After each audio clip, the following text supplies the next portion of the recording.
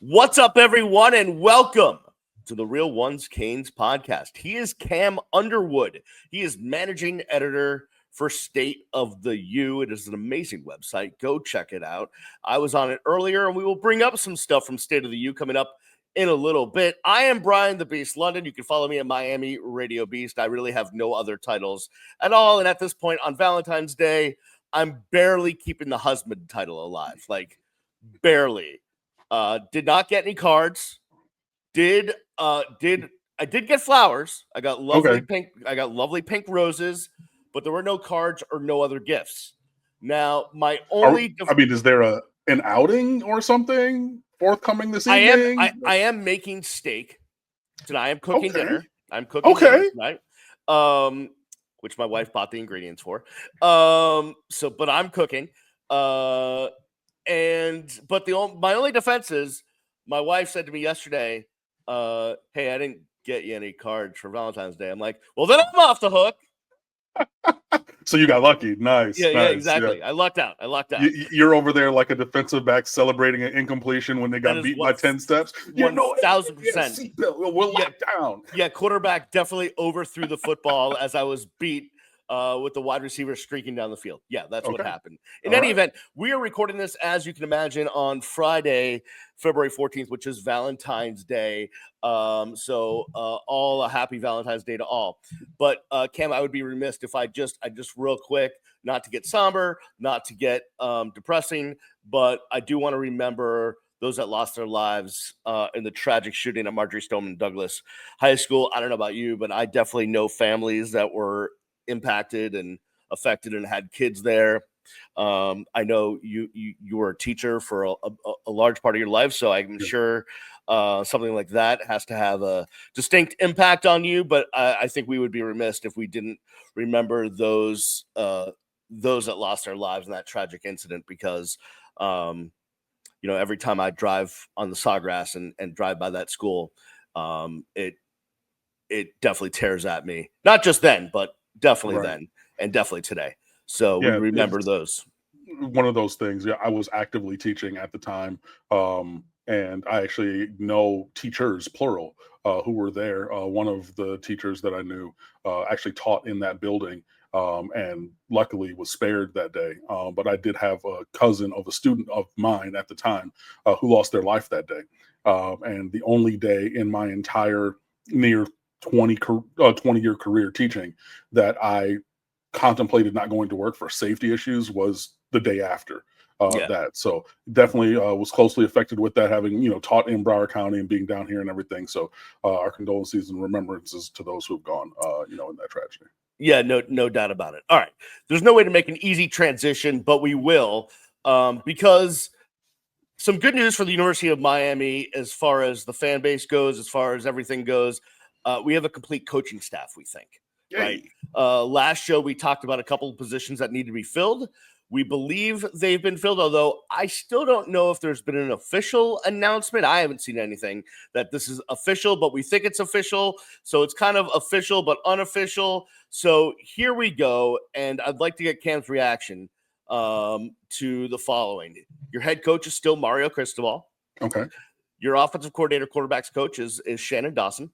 Love that. Your offensive line coach is still Alex Maribal. Of course. Luckily for now, your wide receivers coach is still Kevin Beard. Love that. Your tight ends coach is Cody Woodgill. Still doing great work. Love still that. Doing good. Yep. And your running backs coach is Matt Merritt. Again, doing good work. Love that. Consistency on the offensive staff.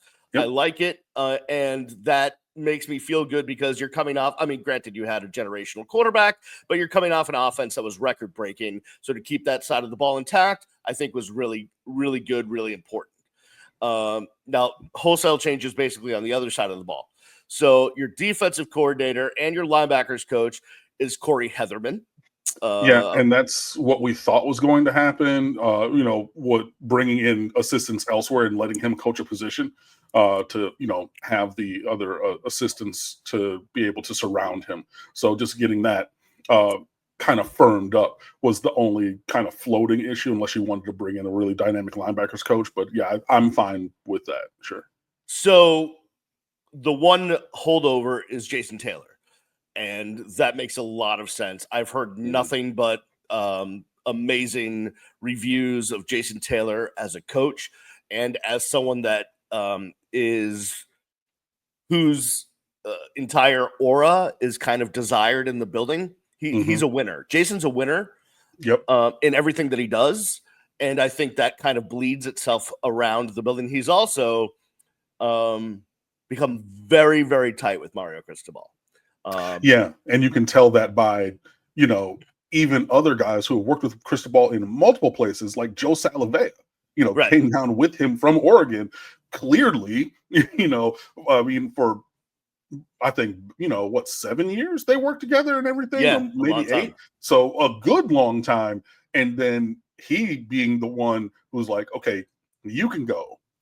This other dude, he's going to be the one that has to stay. Yeah, no, that was, I think, really indicative of their relationship now. And I'd been hearing this throughout the season, that Jason and Mario's relationship was getting tighter. So that those moves make a lot of sense. Helping Jason Taylor out on the defensive line is a guy I know very well. Not only did we overlap at the U for some time as a student, I covered him as a player, and I did a lot of radio with him. And that's Damian Lewis, who comes back home to his alma mater to coach the defensive tackles. Just amazing move. Damian has been really working on the craft of coaching for a long time. He was up in Charlotte for a long time. He worked with them a little bit while he was doing radio up there. He's been in other organizations, and he was out in Colorado. And now he comes back home. And listen, I personally can't think of one. I'm being biased, but Cam, can you think of a better, like, 2 people that any other school could have as their defensive line coaches than Jason Taylor and Damian Lewis right now? I mean, it's real tough to top that pairing. And Damian Lewis, he was a senior my freshman year at the U, so we had that little bit of crossover. Didn't really get to know him or meet him or anything, but this is a guy who played in the league for 10 years. He coached the Seahawks defensive line for 3 years before going into Colorado. And when he was doing radio, was volunteering and working on developing his craft as a coach before. Again, he was a position coach in the NFL, guys. This is the caliber, and a guy who's fully a fully pensioned player for playing a decade in the league. You know what I mean? And he's a Miami Hurricane through and through. This is a guy who, I know that there's been multiple pictures and videos.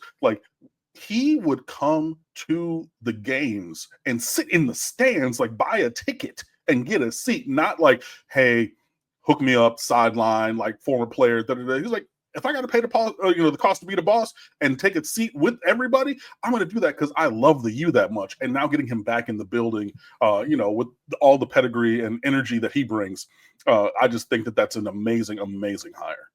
Yeah, I mean, I remember talking to him during commercial breaks when we were doing radio together, and he loved bringing his family down to games, and just loves everything about the Miami Hurricanes. And kind of, when I think about Damian Lewis, I think about the times when, Miami recruiting-wise was South Florida, Texas, California, and Damian was one of those guys that we got out of Texas, and just a really great personality, great player, great addition to the staff. So I think that's great. As we said, Corey Heatherman's going to coach linebackers and be the DB and be the DC, I should say. Now we have 2 defensive backs coaches. And obviously it'll be divided up as far as who does the corners, who does the safeties, who different whatever. Zach Etheridge, we knew about, but talked about him last week. Yeah, but Will Harris is a big get because not only do you get a really talented coach, an amazing recruiter, but you take someone off the Gator staff. Yeah, that's huge. And I've long said that Miami will go wherever they want or need to get the coaches that they need. So even if you have a good job somewhere else, even up in Alachua County, right, at the University of Florida, Miami has and will go get you. If you look at Thomas Brown from Florida, if you look at from Georgia, Todd Hartley from Georgia, who went back there. If you look at Jamil Adai, if you look at what's his face, the offensive coordinator from Michigan, The one Oh, he yeah, didn't Gaddis. Gaddis, off of a Broyles Award win. Look, Right. Miami will go and get guys. And every year people say, no, they're not. Yes, we are. Now, it might not be everybody, but we can, and will go get guys from their good jobs and bring them down to the bigger, badder brand down here in Miami. And from everything that all the Florida people are saying, Will Harris had multiple opportunities to sign an extension up there to, continue to be their coach after. And look, he's the reason why they won all these recruiting battles that we lost to them. Right? If you're looking at Dallas Wilson, if you're looking at Ben Hanks, if you're looking at Vernell Brown. Now, I know that 2 of the 3 of them were Florida legacies, but still, legacy players don't always follow the legacy, and we've seen that. But Correct. He's the reason that they won all of those battles. But just like Heatherman said in his presser, I was in a very good spot at Minnesota. I'm in an incredible spot, top of the sport spot, if I work things out here in Miami. The caliber is just different. Speaks for itself. Hey, everybody wants to talk about it. This logo holds weight, and you see it. Instead of extending there, coaching the players that he brought in, he said, no, I'm going down to 305 because that is the better place for everybody to be. Well, one thing on that, you may see 1 or 2 Gator fans that are like, oh, they can, they're just bitter. Oh, well, Miami can have them, or we got this or that, whatever. Okay, I did doom scrolling on Twitter after this was gonna be imminent. Mm-hmm. I would say 95% of Gator fans are really upset right now, as they should be, about the University of Miami getting Will Harris into the mix as a coach. So that tells me I think we did something good. Anytime we can make Gator fans really unhappy. Mm-hmm. Here's the other thing, and it goes to your point, and I want you to just kind of take the 35,000-foot view and talk about what this means to the program, which is you took a coach that was at Colorado in Damian Lewis, working for Deion Sanders and that program and what they've got going on. And you took a coach from the University of Florida, which, tries to make itself look like the flagship program in the state, despite those of us thinking otherwise. And you brought them down here, and they want to be here. And those are moves, and we've seen it in the past recently, but like 20 years ago or like in days of yore, that wouldn't have happened. We wouldn't have seen that kind of expenditures in dollars for big time assistant coaches being outlaid for guys like this. Yeah, and I mean, even if you extend that to Etheridge coming down from Houston and Heatherman from Minnesota, like all the guys that we're bringing in, save Jason Taylor, they had steady, good jobs elsewhere. Heatherman had already gotten an extension and a raise at Minnesota. And he said, big bang, take little bang. Okay, so what was your raise? Cool. We're coming over the top of your raise amount. Like, yeah, it just is, it's indicative of the commitment to the pursuit of excellence in the, football department that had been lacking previously. You would have looked, maybe everybody comes from a smaller school, or everybody is maybe not a big name or not a big expenditure or blah, blah. And, I know Damian Lewis was only at Colorado for 1 year. And I mean, they are definitely like narrative merchants. They are social media all-stars who lose 4 games a year and everything. And I mean, like, that's not too different than what the University of Miami's been, but like, it's not like he was there for 20 years or anything. He was more closely associated with the Seahawks, but the Seahawks cleaned house a couple years ago of their coaching staff, and he was, a part of that. But yeah, I just think that this is Miami putting their money where their mouth is or was, and saying, look, we're going to be committed to getting this program back where it needs to be. We're going to spend the money. We're going to go get the talent wherever it is to do what we need to do. And with all of these hires year over year over year, you continue to see that actually in action. So it's not just in theory, it's in practice. And we just needed to continue to work in a positive direction. The other revelation that has come out, and I don't even know that I want to dive into my true feelings here, but Warren Sapp was on a podcast and said, the job that he has now out in Colorado, he wanted to do that for Miami first, and whatever. Again, I don't know how much I really want to dive into my true feelings on that. I think I will keep my mouth shut there, but it's a thing that's out there in the Twitter sphere, so I bring it up because people are talking about it. Look, I have a very large personality, as you well know. Yep. Doesn't vibe with everybody. I vibe with a lot of people, but me being me rubs some people the wrong way. Warren Sapp, same. Like it's like he is an acquired taste. If you love him, you love him, and if you don't, you don't. And I've had a couple interactions with that gentleman that were less than positive for nothing that I did. Hey, I saw you in this setting or here, or like I come in somewhere and there's a lot of mutuals and everything, and somebody introduces me and everything. Hey, man, look, nice to meet you.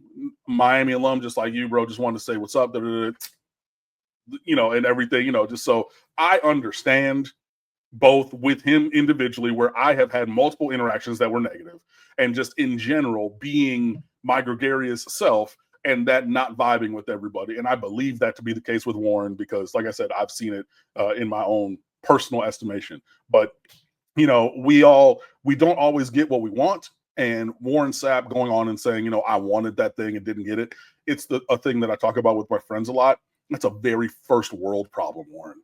Right. You know what I mean? Like it's a very first world. I wanted to do this thing here and I wasn't able to. So I'm doing this other the same elite thing in a different, very notable location. It's a first world problem. I get that we are the stars of our own life's movie. So we take it very highly. So of course he's going to go and talk about but yeah.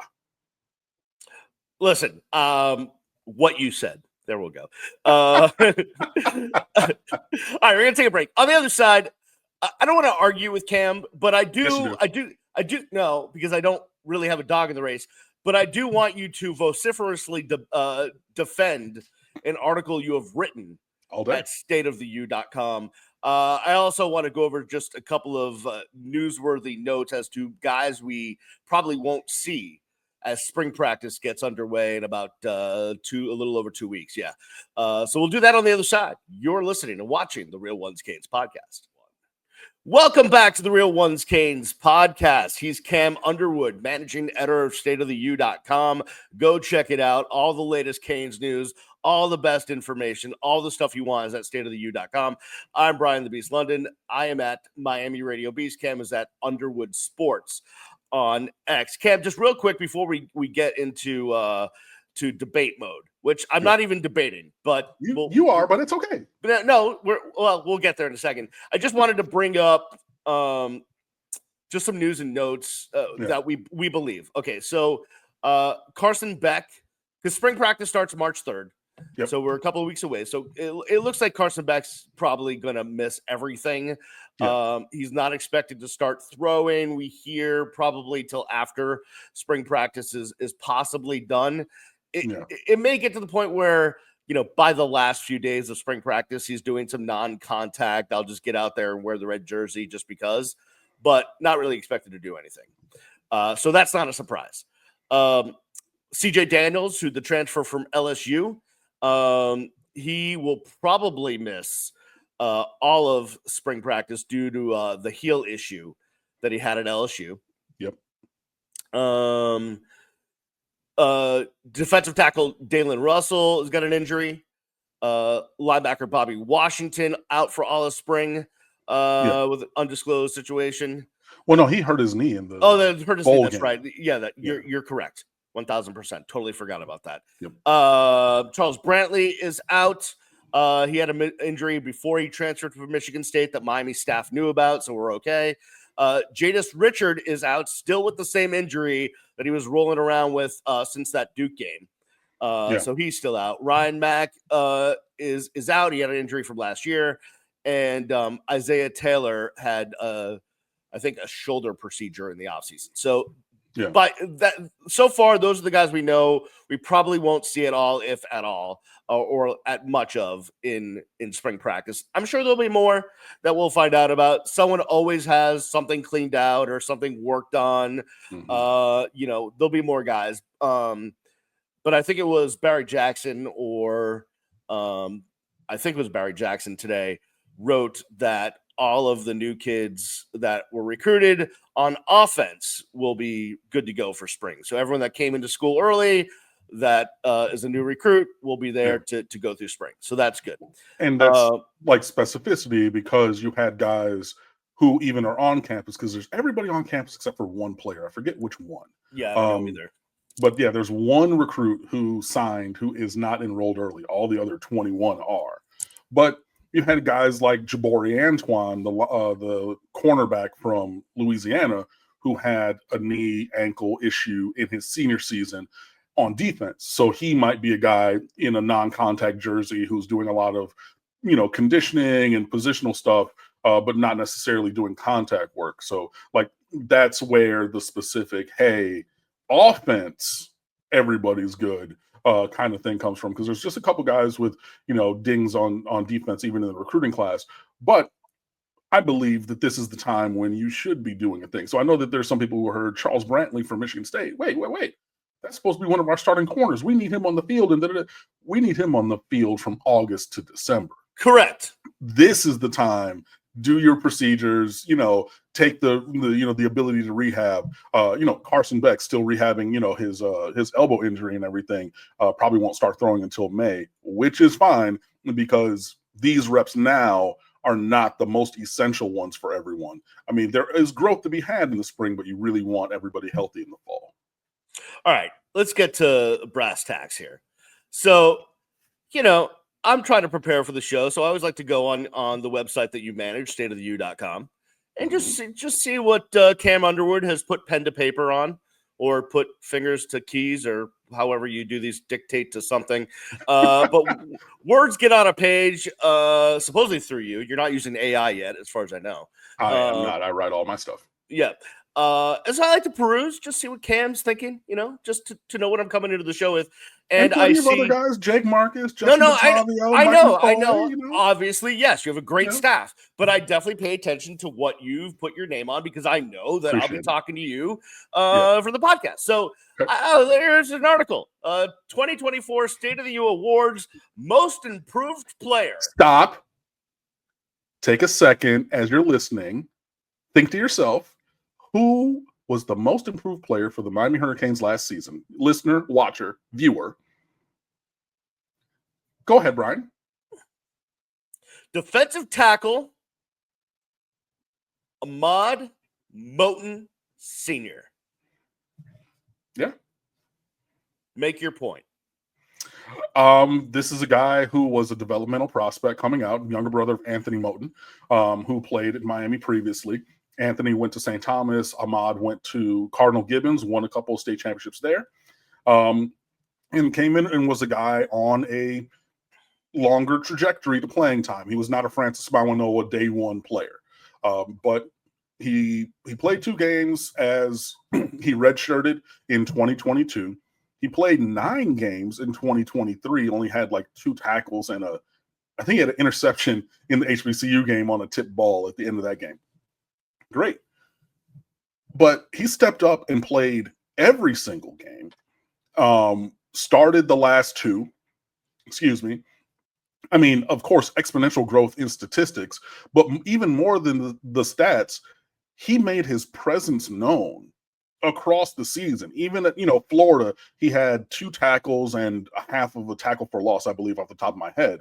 But this is a guy where you're thinking, okay, we brought in Justin Scott. We've brought in, we have Mesidor back. We have Bain who can go inside. We have guys, plural. And Ahmad Moten was not necessarily in that list at the top of the brain, but correct, when it came to the season, he was in that 2 deep at defensive tackle and making his name heard, making his impact felt. So again, even if it's just getting penetration and allowing a linebacker to scrape over the top, even if he's taking up a double team and whatever, he really, really grew as a player, I think, and a person. He has the senior, suffix now because he's obviously had a son, a child and everything. And, hey, that's a thing that I hear helps everyone grow up. I don't personally have children yet, but, hey, we'll see. But yeah, he grew as a person, he grew as a player. He's more physical than he was. He's stronger, and he's able to be a player on the interior of the defensive line on an every game basis that I thought warranted, being named the most improved player. For the record, by the way, I've had a son for 17 and a half years. I have not grown up. Just so we can get that on the record. Now, listen, I think your pick of Ahmad Moten is fine, and you definitely present some great evidence. Mm-hmm. I guess if I didn't dig into stats, if I really didn't look at games played, snaps played, just top of the mind, Beast, who is the most improved player for 2024? I would have said it's got to be Elijah Arroyo, right? See, now I get it, like plagued by injuries, maybe didn't have a chance, all this stuff, but I mean, went from somebody that, like, when Brandon was on here, Brandon would laugh at me when I said, no, man, this kid's talented. He's just, we haven't seen it yet. Brandon would laugh at me like, no, there's no chance. And then this year, I mean, he's playing himself into being a top 2 or 3 tight end in the draft. Right. I hear you with that. He's more the comeback player of the year for me. Okay. Because like in the tight ends recap, position recap, which is up on the site, Justin DeTavio, he pulled from when Elijah Arroyo was a recruit, and he was so hot. He was like, oh my God, like, what am I missing? This is like a 5-star talent. Like, he went back years and pulled that evaluation that he had previously seen. So yeah, but we had seen the flashes of it. It was just the injuries kept getting in the way. So I would say, yeah, more of a comeback player of the year than most improved. The runner-up in my mind for most improved was Michael McCoy, left guard. Matt McCoy. Matt McCoy, the left guard. Although, that's who I would put as my runner-up. I think I put it even in the article. But let me ask, and I may be wrong here, but I'm pretty sure we had conversations in the press box that Matt McCoy, I think he might have had to play some center, or was looked at as someone that could play multiple positions. Mm-hmm. And I feel like we had a conversation in the press box that we were a little bit unsure about Matt McCoy. Yeah, I mean, we were at a time, obviously, and I mean, again, do not let perfect be the enemy of good, guys. Like, I'm not saying that either player was perfect by giving them their award. Cam Ward wasn't perfect, but he was clearly the MVP of the team. You know what I mean? So, like, relax. But yeah, I think that over the season, he definitely grew into that role. Obviously, he rotated with Jalen Rivers, between the 1A or number 1 offensive line, which had McCoy starting, and the 1B defensive or offensive line, which brought in Markel Bell. And then Jalen Rivers inside. If I was going to pick someone on the offensive line, it would be Markel Bell, because he came in really raw, and he's huge. He did. He came in really raw, but he turned into an actual really good tackle. And he had to grow up really quickly too, because Rivers got hurt early. Right. So yeah, it wouldn't have been my pick, but I'm not going to necessarily say that you're completely out of your depth. Like, if you would have said, oh yeah, Xavier Restrepo or Cam Ward is most improved, okay, move along. Like, you're missing the heart of the issue here. But like, yeah, I think that having Markel Bell in the conversation is, reasonable. I think Matt McCoy in the conversation also is reasonable. But to me, I think that, clearly head and shoulders above anyone else in terms of just their growth and development from what we previously seen. Ahmad Moten Sr. So I haven't, I thought we were going to talk about the next topic, but then I, swerved. So I haven't really thought about this, but maybe you have enough of a depth of the knowledge of the roster at this point, because you're writing more often than I'm doing anything, which is, if you had to project an MIP for next season, or someone you would like to see blossom. This is a great hypothetical question. This is the great kind of just mental exercise that I love doing. Who would I like to see be most improved from a standpoint next year that their improvement would most help the team? I think I would go with insert wide receiver here. So that could be JoJo Trader, that could be Nye Carr, that could be Ray Joseph. any of them, Okay, yeah, that I'm would be fine good. with. That would You be know good. what I mean? I would also say, and I know everybody's waiting for me to say it here, I'm saying it. Insert defensive back here. Well, Zaquan Patterson, whether that's a Damari Brown, even though I think that he would be more of the comeback player of the year. yeah, he'd be more I think, comeback, I think, yeah, than improved. yeah, but I would say a defensive back a defensive back for sure. Well, that Or position group, I think because of the fodder that we had about them this year, would only have one way to go, and that is up for the most part. You'd be surprised. Don't put it past people for just continuing to play and figuring out that they're going to go pro in something other than sports, man. Like yeah. I don't. One would think that development would be the only path. Right. I'm just here to tell you, it could go the other way. I mean, dude, we got a new defensive coordinator. We got two new secondary coaches. I mean, one would think that we could possibly maybe develop the talent that is on the roster to get better. Right. But also remember, we brought in 6 different defensive backs. We've recruited some other guys. So there are a wealth of players who can plug in and play and still have room for guys who are returning, not necessarily stepping up. If we're only hearing new names, it's because the other ones have fallen off. So I think that it's in a crazy way, especially because like what's happened this offseason, both your supposition of like we have a new coach, a new coordinator, and 2 new position coaches, and there's going to be development across the board. And what I'm saying of like, okay, there might be somebody who's floundering and they're going to fall to the bottom of the ocean. Both of those things could happen. Fall to the bottom of the ocean. Why'd you have to go so far with that? I don't know if I like that.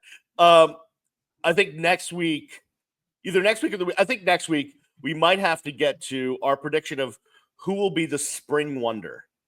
Because every year there's somebody that just is like, oh, look at this guy. But then it comes to the season and it's like, wait, what happened to that guy? It's like, what was his name? Kenny Thrill with the September Heisman or whatever. Yeah, correct. That will We've happen. had some of those over the years. We've had some of those. Yeah. My guy from last year, and this wasn't his fault that he didn't, whatever, was I remember at the spring game standing on the sideline and watching this kid going, ho. And I remember texting all my buddies like, this guy, look at this guy. I want you to see if you can pick out who it was. A player in offense that I was like, oh, this guy can line up in so many different places. And this Elijah Lofton. Yes, you got it. Yeah, easily. So, that was kind of my last year one. Now, as it turned out, like Elijah Arroyo and like how the offense played out and whatever, but that was my guy that was like the spring wonder. It was like, whoa, this guy he's a Hall of Famer already. And, just didn't get the run that probably he could have gotten if he didn't have, potential, second, third round pick in front of him. So there's that. All right. So that'll do it for this week's show. Next week, we will bring you more fun and shenanigans. At least the coaching staff is set. But you know what? There's always news going on with this team, with every college football program. There's always news going on. And we may have to discuss Jim Tressel possibly running for governor of Ohio or not. Because Cam if you're listening, Cam just gave me the most evil, angry look. I don't know that there's a place on earth that I hate more than the place that he just mentioned. And yeah, I know. And this is why you got to watch as well, because and you got a real true reaction out of me. So congratulations to you, jerk. I try. All right. Everybody, thank you for listening and watching. Go support Cam and his awesome, amazing staff of writers at stateoftheu.com. I always put the link in the description. If you can't manage to type out stateoftheu.com, you could just click on a link and get over there. So go do that. We appreciate you guys. Have an amazing week. We will talk to you next week on the Real Ones Canes podcast. Peace.